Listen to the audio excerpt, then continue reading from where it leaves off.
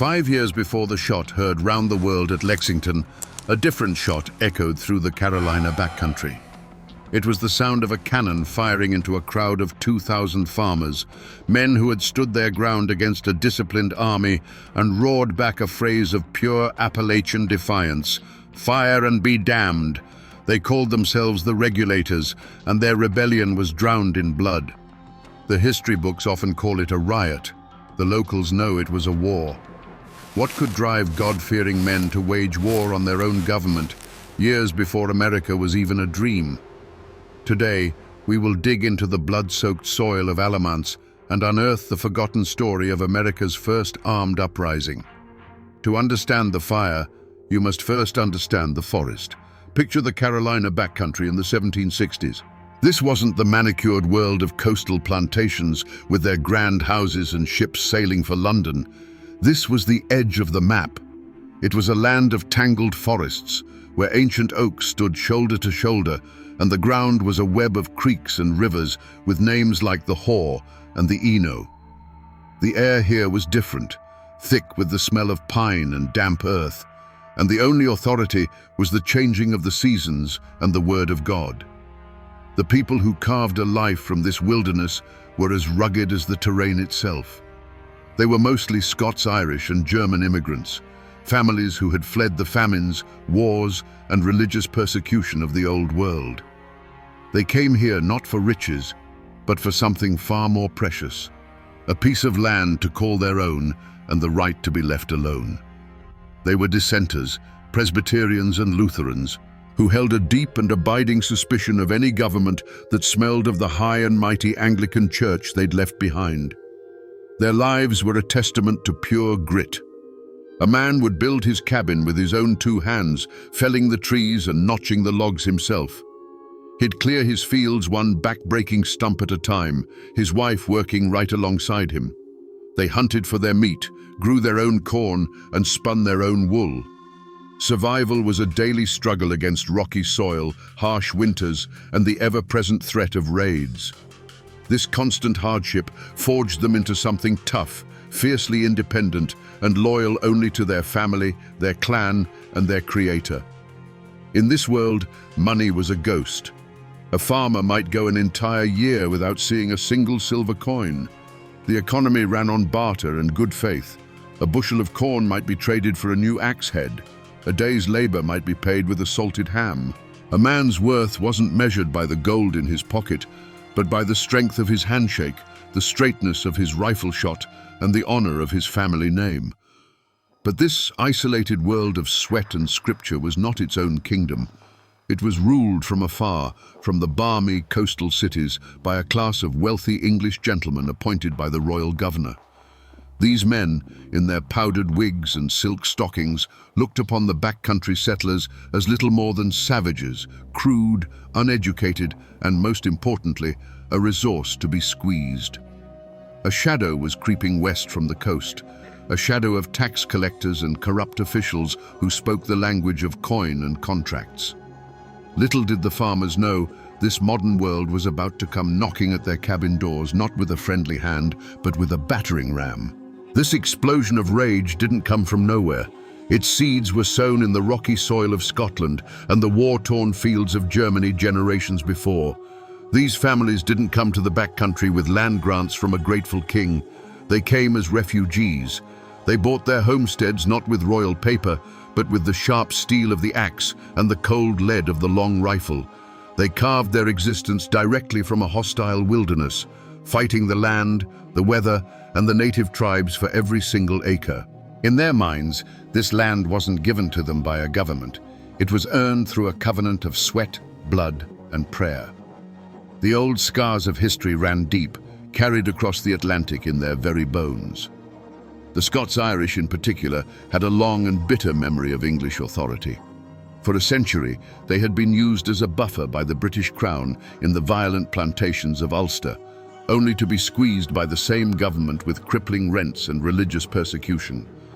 When the king's new taxman, with his arrogant sneer and his stack of legal papers, showed up at their cabin door in Carolina, they didn't just see a colonial official. They saw the same old ghost of the English landlord they thought they had finally escaped. This created a division in the colony far deeper than any river or mountain range. It was a chasm of culture. On one side were the coastal elites, who saw themselves as Englishmen, loyal to the crown, the Anglican Church, and the intricate dance of colonial politics. On the other were the backcountry settlers, who felt no loyalty to a distant king or a governor who had never walked a furrow in his life. Their allegiance was to their own kind, to the Presbyterian meeting house, and to a simple, unwritten code of honor that valued a man's word over a lawyer's contract. In these mountains, a family name wasn't just a label, it was a legacy. A name like Fanning or Tryon carried the weight of unearned privilege and a history of looking down on the common man. But a backcountry name, a hunter, a husband, a Pugh, carried the heavy burden of generations of struggle. It was a quiet promise to work hard, to stand by your neighbors, and to never, ever let an outsider push you off your land. To be a backcountry farmer meant you bent the knee to God alone. To be one of the governor's men meant you expected the world to bend the knee to you. A collision was not just likely, it was inevitable. The conflict didn't begin with a gunshot. It began with a whisper. A whisper at the grist mill, a bitter complaint muttered over a fence post, an angry prayer offered in the quiet of a cabin. The ground for this rebellion was salted with years of personal insults and public humiliations, all stemming from a group of men the farmers called the Courthouse Ring. This wasn't some shadowy conspiracy, it was a cancer of corruption that operated in plain sight. At its heart was Edmund Fanning, a man who became the living symbol of everything the backcountry had come to despise. He was a Yale-educated lawyer who wore fine clothes, lived in a mansion built with stolen money, and looked at the calloused hands of a farmer with open contempt. The old wounds were everywhere, festering in nearly every family. You see, the system was designed to break a man. A farmer might ride for 2 days to register the deed to his land, only to have a clerk, Fanning's cousin perhaps, charge him a filing fee that existed in no law book. Then the sheriff, another crony, would demand the annual poll tax be paid in hard coin, knowing full well the farmer dealt in tobacco and deer hides. When the farmer couldn't produce the silver, that same sheriff would seize his plough horse or his only milk cow, selling it at a rigged auction to another member of the ring for a fraction of its worth. This venom dripped into the community through the wellspring of gossip. After the Sunday sermon, men would gather under the shade of an oak, their voices low and hard. They'd share stories of the latest outrage. One man lost 10 acres over a debt of 5 shillings that had been bloated by illegal court costs. Another had been thrown in jail for daring to question the sheriff's math. These stories spread from homestead to homestead like a fever, each telling making the injustice feel more personal, more suffocating. The Courthouse Ring wasn't just stealing their property, it was stealing their dignity. Slowly, the atmosphere began to change. The respectful nod once offered to the county clerk was replaced by a cold, hateful stare. A trip into the county seat of Hillsborough felt less like going to town and more like walking into a nest of snakes. Every official document, every tax notice, every court summons was now seen not as the law of the land, but as another turn of the screw. The laughter in the local tavern grew harder, edged with a bitterness that wasn't just from the corn whiskey. A land dispute between neighbors was no longer just about a misplaced fence. It was interpreted as one side currying favor with the corrupt judges. A simple fistfight at a market fair became an act of class warfare. Every small misunderstanding, every past slight, was now magnified through the dark lens of this great grudge. The air itself grew thick with suspicion and resentment, turning old friends into potential enemies and transforming the quiet valleys of Carolina into a powder keg, just waiting for a single, careless spark. Before the storm breaks, the air always goes dead still. In the hills of Carolina, that stillness was filled with a rising dread.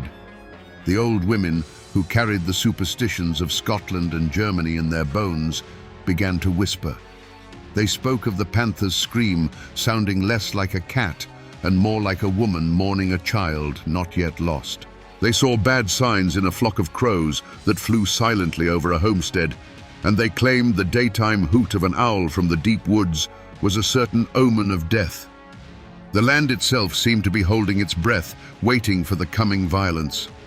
Then came a different kind of omen, not from the woods, but a man on horseback. His name was Herman Husband, and he was a Quaker, a man of peace. But he wasn't preaching peace now. He was a pamphleteer, a man who wielded a printing press like a weapon. His fiery, biblically charged words began to circulate through the backcountry, passed from one calloused hand to the next, read by flickering candlelight in hushed cabins. He gave their anger a voice, framing their struggle not as a squabble over taxes, but as a holy war against the forces of greed and tyranny. His pamphlets were prophecies, laying out two clear paths. One led to liberty, the other to a life of perpetual slavery to the corrupt coastal elites. This sense of impending doom settled on the men like a shroud. You can just imagine a farmer sitting on his porch at dusk, cleaning his long rifle, the familiar weight of it in his hands. The evening is quiet. The crickets are chirping their usual song, but he feels a coldness creep into his gut that has nothing to do with the evening air. He looks at his wife and children through the cabin window, bathed in the warm glow of the hearth, and then he looks out at the dark, looming tree line. For the first time, he doesn't see a source of firewood and game. He sees a place to hide, a place to fight, a place to die. It was a premonition, a gut-wrenching certainty that the time for petitions and prayers was over, and the time for powder and shot was drawing terrifyingly near. For years, the farmers had tried to fight the system with its own weapons. They wrote petitions, polite and humble, begging the colonial assembly for relief. Each one was ignored, dismissed with the contempt a lord might show a serf. They tried to sue the corrupt officials, only to find the courts were run by the very same snakes who were robbing them blind. Every legal door was slammed in their faces. The pressure had been building for years, and in September of 1770, in the town of Hillsborough, the dam finally broke. This was no spontaneous riot. It was a calculated act of defiance. 150 regulators, their faces grim and set, marched into town on court day. They weren't a disorganized rabble. They were a determined force, armed with heavy sticks, farm tools, and a righteous fury that had been simmering for a decade. Their target was the courthouse, the very symbol of their oppression. They stormed the building, a wave of muddy boots and homespun cloth overwhelming the shocked officials. Their first act was to find Edmund Fanning. They dragged the despised official from the judge's bench, his fine clothes tearing in their grip. They threw him into the dusty street and beat him, not to kill, but to humiliate. Each blow was a release of years of pent-up rage for every illegal fee, every stolen horse, every contemptuous sneer. When they were done with Fanning, they turned on his house, a mansion so luxurious the farmers called it a palace built on their tears. They didn't just vandalize it, they dismantled it, brick by brick, until nothing was left but a pile of expensive rubble. Back in the courthouse, they held a mockery of justice. They dragged the judge from his seat and put one of their own in his place, going through the court docket and striking down the cases against their fellow farmers. This was more than a protest. It was a revolution in miniature. They weren't just attacking a man. They were attacking the entire legal and political authority of the royal governor. When news of the Hillsborough riot reached the coast, it was seen as a declaration of war. Governor William Tryon, an arrogant and ambitious military man, could not let this stand. This was a direct challenge to his power and, by extension, the power of the king. The line had been crossed. There would be no more petitions. There would be no more negotiations. The only answer now would come from the barrel of a gun. The first drops of blood had been metaphorical, spilled in the beating of a corrupt official and the destruction of his home. The next would be real. On the morning of May 16, 1771, Two armies faced each other across a quiet field bordering Alamance Creek. On one side stood Governor Tryon's militia, over 1,000 men in disciplined lines, their bayonets glinting in the spring sunlight. Before them sat the dark, menacing mouths of several cannon. On the other side, scattered amongst the trees and rocks, were 2,000 regulators. They were not an army. They were a gathering of fathers and sons, armed with the old hunting rifles and farm tools they used to feed their families. When the governor's final demand for surrender was met with that thunderous cry, "Fire and be damned," the fate of them all was sealed. There was no warning shot. The first sound was a deafening physical blow that seemed to tear the very fabric of the sky. The cannon spoke, and the world dissolved into smoke and a hellish roar. For the farmers, who had only ever known the sharp crack of a squirrel rifle, it was the sound of the apocalypse. The ground shook beneath their feet, and the air, which moments before had carried the scent of honeysuckle, was instantly choked with the bitter, sulphurous stink of black powder.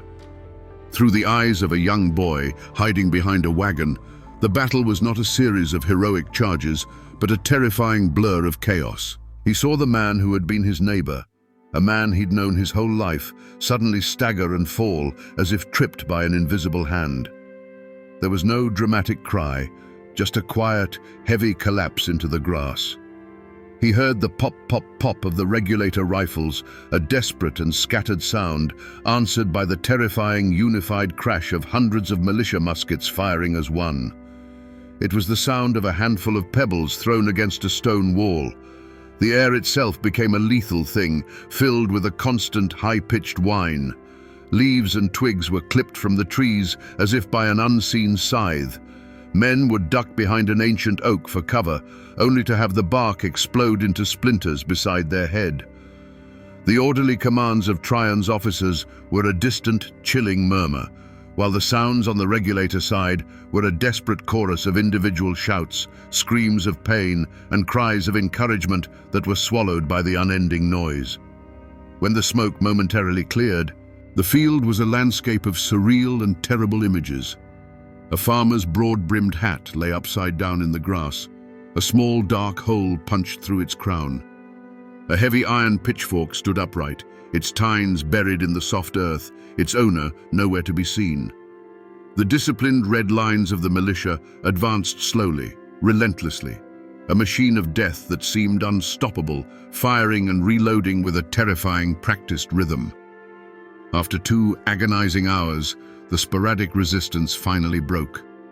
The farmers, their courage no match for cannons and disciplined volleys, fled. They melted back into the deep woods from which they had come, their retreat covered by the smoke and confusion. And then, an even more terrifying sound descended upon the field: silence. Not the peaceful silence of the morning, but a heavy, profound stillness, broken only by the low moans of those who could not run. The battle was over. The rebellion was crushed. The spring grasses of Alamance Field were trampled and stained, littered with the abandoned tools and weapons of men who had gambled everything for justice and lost. The smoke slowly drifted away, revealing not a field of victory, but a scene of profound and brutal sorrow. The first American Revolution had ended not with a declaration, but with a slaughter. To understand a man like Governor William Tryon, you must understand that he never once saw the regulators as aggrieved citizens. In his mind, they were simply an infection. He was not a governor responding to a protest. He was a surgeon cutting out a tumor from the body of the colony. His entire career was built on the rigid structure of the British military, a world where orders were given and followed without question. To him, the farmer's defiance was not a plea for justice. It was a breakdown in the fundamental order of civilization itself, a direct and personal insult to his authority and the king's. Tryon's logic was cold, sharp, and utterly devoid of empathy. These were not men who had lost their farms. They were traitors who had defied the law. They were not fathers trying to feed their children. They were a rabble who had assaulted an officer of the crown. In his dispatches, he referred to them as banditti and insurgents. He believed, with an unshakable conviction, that the only way to deal with such a chaotic force was with overwhelming, brutal, and public displays of power. Mercy, in his view, would be interpreted as weakness, and weakness would only invite more chaos. The switch likely flipped in his mind the moment he heard the details of the Hillsborough riot. The image of Edmund Fanning, a man of his class, a Yale-educated official, being dragged from a judge's bench and beaten in the street by a mob of coarse, uneducated frontiersmen must have been horrifying to him. It was a vision of the world turned upside down. It was the peasants storming the castle. From that moment on, his response was not a political calculation, but a visceral, almost aristocratic rage. He wasn't just marching to restore order, he was marching to put these people back in their proper place. After the cannons fell silent at Alamance and the farmers had fled, Tryon likely felt not a shred of remorse, but a grim sense of satisfaction. The feeling would have been one of triumph, of order restored. As he rode across the silent, blood-soaked field, he wouldn't have seen the bodies of his fellow countrymen.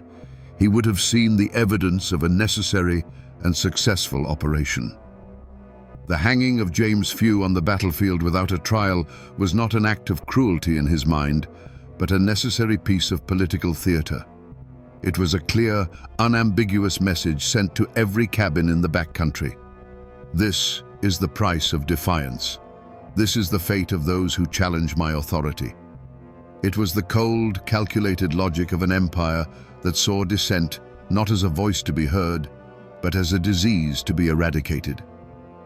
When the last of the fleeing farmers had vanished into the woods, a new kind of silence fell on the Alamance battlefield. It was not a peaceful silence. It was a heavy, suffocating stillness, thick with the smell of spent gunpowder and blood. Governor Tryon's victorious militia moved across the field, their discipline holding firm even in the face of the carnage they had wrought. They collected the wounded, counted the dead, and secured a handful of prisoners who had been too slow or too injured to escape. For them, it was a clean, decisive victory. For the backcountry, it was the beginning of a nightmare. For the surviving regulators, the fight was over, but the struggle for survival had just begun. They were no longer farmers or protesters, they were fugitives. They scattered into the familiar dense wilderness of the Carolina Piedmont, the woods that had been their larder and their sanctuary now becoming their last hope of survival. Wounded men staggered through hidden ravines, while others made desperate journeys back to their homesteads, not to stay, but to grab a handful of supplies and whisper a frantic goodbye to their families before disappearing again into the shadows. They were hunted men in their own land. Tryon's vengeance was as swift as it was pitiless. He wanted to make an example, to burn the lesson of Alamance into the memory of the backcountry for a generation. Among the prisoners was a man named James Few, a simple carpenter who had been driven to rebellion. Without the pretense of a trial, without a prayer or a final word, Tryon ordered him hanged right there on the battlefield. His body was left dangling from an oak tree, a grotesque scarecrow meant to terrorize anyone who might still harbor defiant thoughts. He was a sacrifice, a bloody warning nailed to the barn door of the entire region. The battle was over, but the war on the regulator's spirit continued. Tryon turned his militia into an occupying army and unleashed them on the surrounding counties. They marched from farm to farm, a wave of red coats and cold steel, living off the land and terrorizing the populace. They were hunting for the regulator leaders, men like Herman Husband and James Hunter, and a handsome reward was offered for their capture, dead or alive. The soldiers interrogated wives and terrorized children, turning the once peaceful homesteads into places of fear and suspicion. This was not just a manhunt, it was a campaign of subjugation. Tryon issued a proclamation. Every man in the backcountry was to come forward and sign a binding oath of allegiance to the king and his government. To refuse was to be branded an outlaw.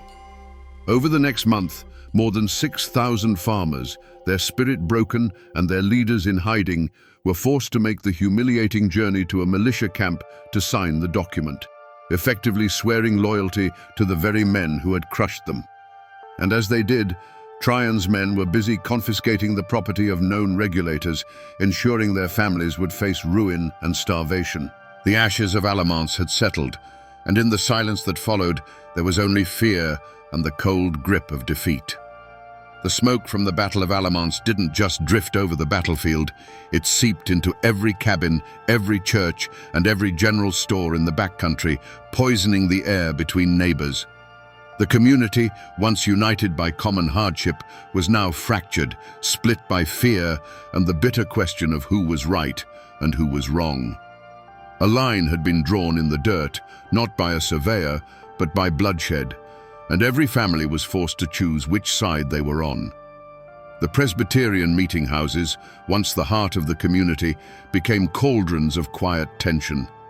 Some preachers had thundered from the pulpit in support of the regulators, calling their cause a righteous one.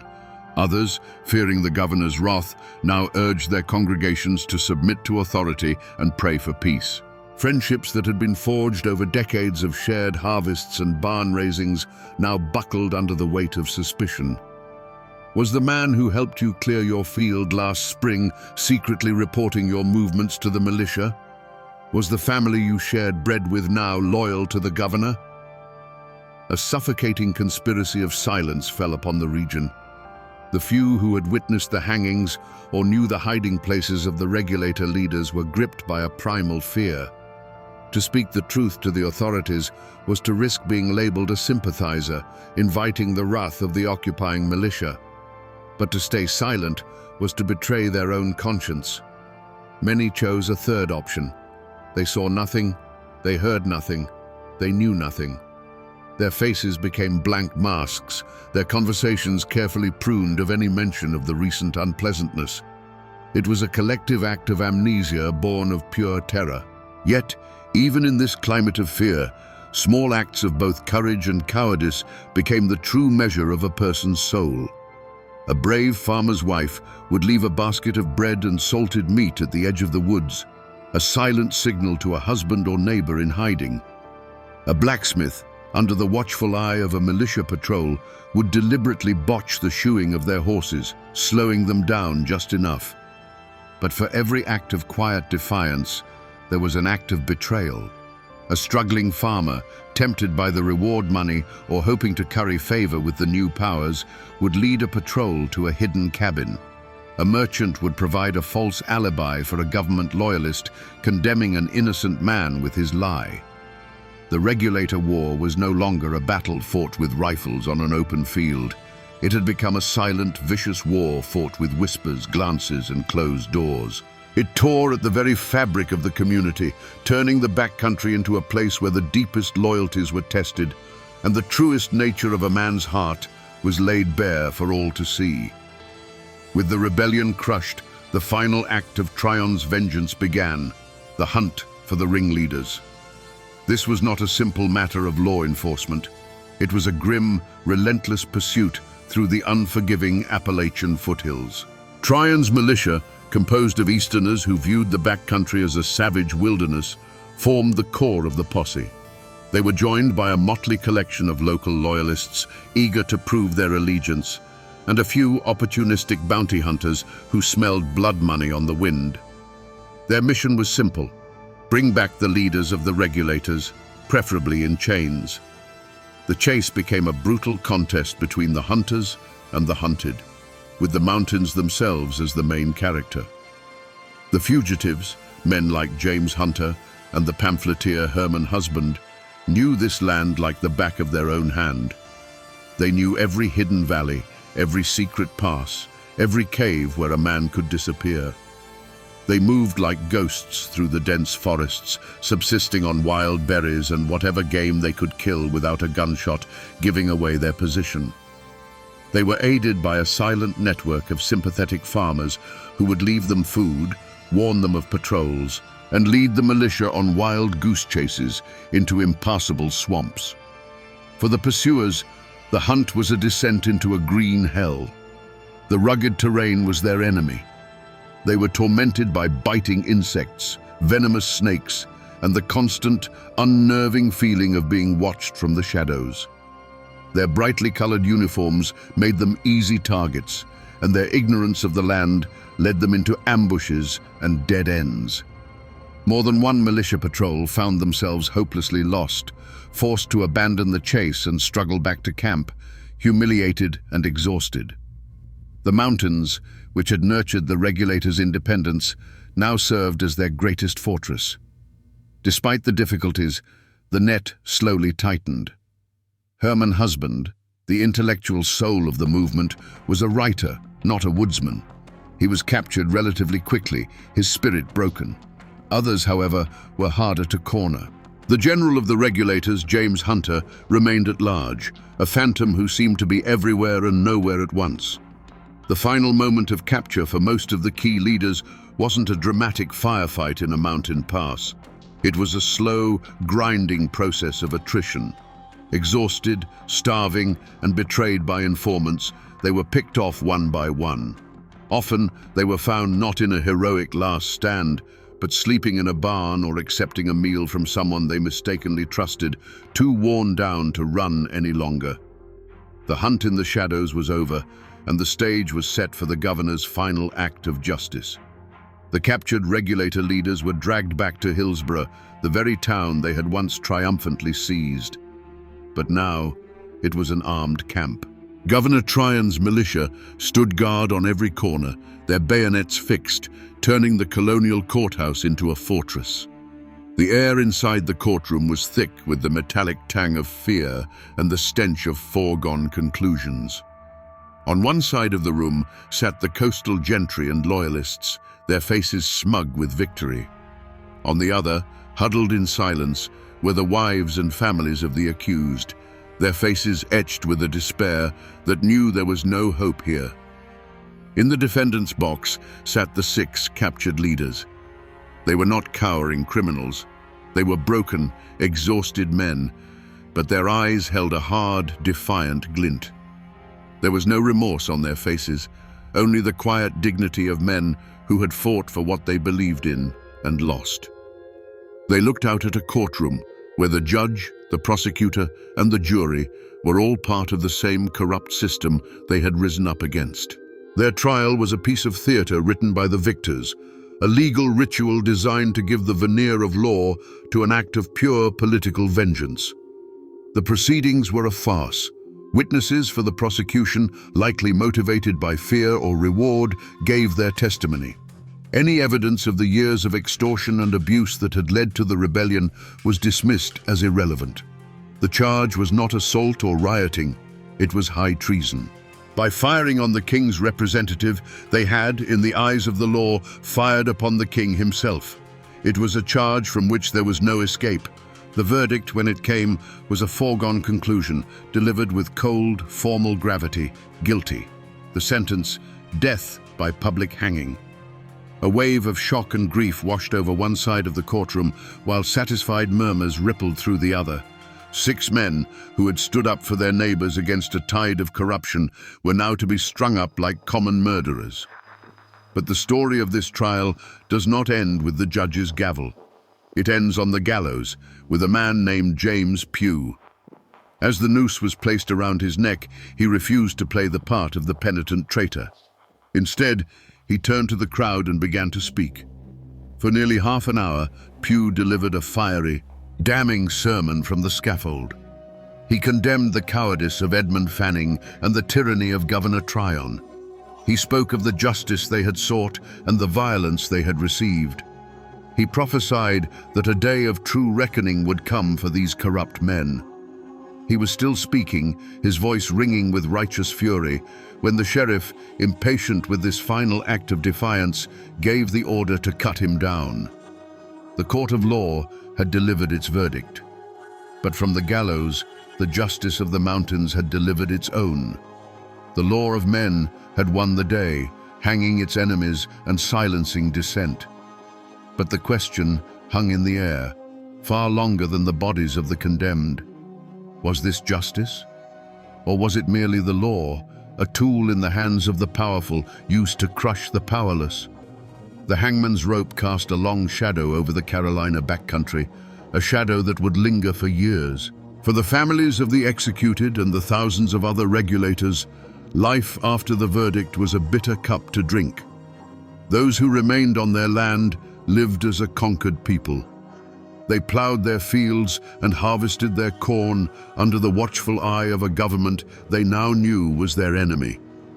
Every tax notice was a fresh wound, every court summons a reminder of their powerlessness.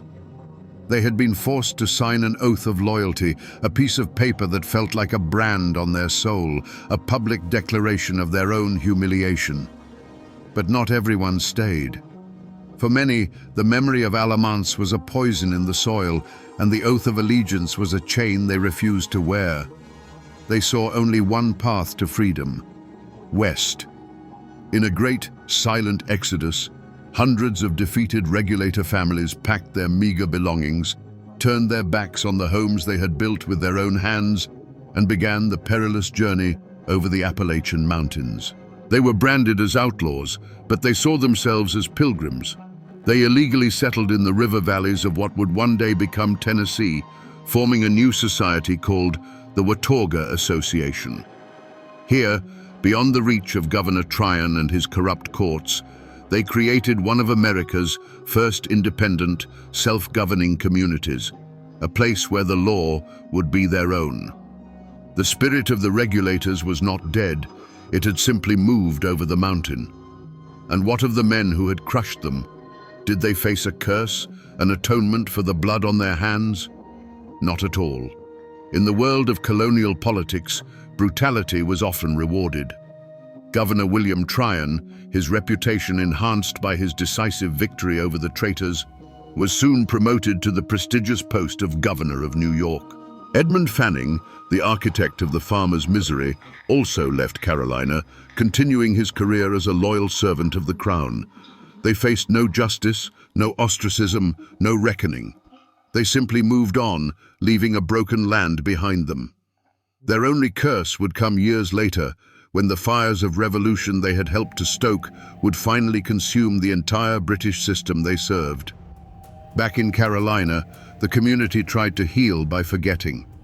The story of the Regulator War became a dangerous and painful memory, a ghost to be locked away.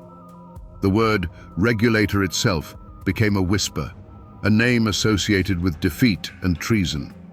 People got back to the hard work of survival, focusing on the seasons and the soil, burying the trauma of Alamance under a blanket of collective silence. They tried to move on, to pretend it never happened. But a wound that deep doesn't heal just because you stop talking about it. It festers in the darkness, waiting for a chance to break open once more. Decades pass. The powdered wigs and red coats are gone, but the echoes of Alamance never truly faded. They can be found in the bloodlines of the families who fought there. Many of the sons of the regulators, raised on bitter stories of Tryon's tyranny, picked up their rifles again just 4 years later.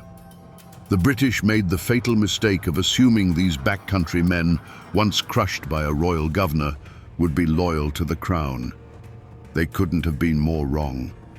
The men who fled over the mountains to Watauga became the legendary Over-Mountain Men, and at the Battle of Kings Mountain, they unleashed a frontier fury that annihilated a British army and helped turn the tide of the entire Revolutionary War.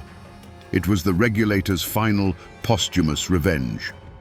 Today, if you visit the Alamance battlefield, you won't find an army. You'll find a quiet state park, a peaceful expanse of green grass where children fly kites and families have picnics. But if you stand there as the sun sets and listen to the wind in the tall oaks, you can almost hear it, the ghostly roar of cannon fire, the defiant shouts of dying farmers. Monuments now stand on that field, naming the men who were once condemned as traitors and honoring them as patriots who bled for liberty, a testament to how the truth, buried for so long, can eventually rise from the earth. The memory also clings to the land in the form of legend. For generations, people in Hillsborough would point to the spot where James Pugh and his fellow regulators were hanged. They swore that on that patch of ground, cursed by Pugh's final defiant words, no grass would ever grow. It was a physical scar on the landscape, a constant, eerie reminder kept alive not by historians, but by the folk memory of a people who refused to let the story die completely. And while the names and dates may have faded from the nation's memory, the spirit of the regulators has soaked into the very soul of Appalachia. That fierce independence, that deep and abiding distrust of distant, powerful governments, that unshakable belief that a man has the right to stand his ground against injustice, that is the true living legacy of Alamance. The textbooks might forget, the politicians may never learn, but the mountains remember everything. So we return to the question that started our journey, the question that hangs in the smoke of the Alamance battlefield.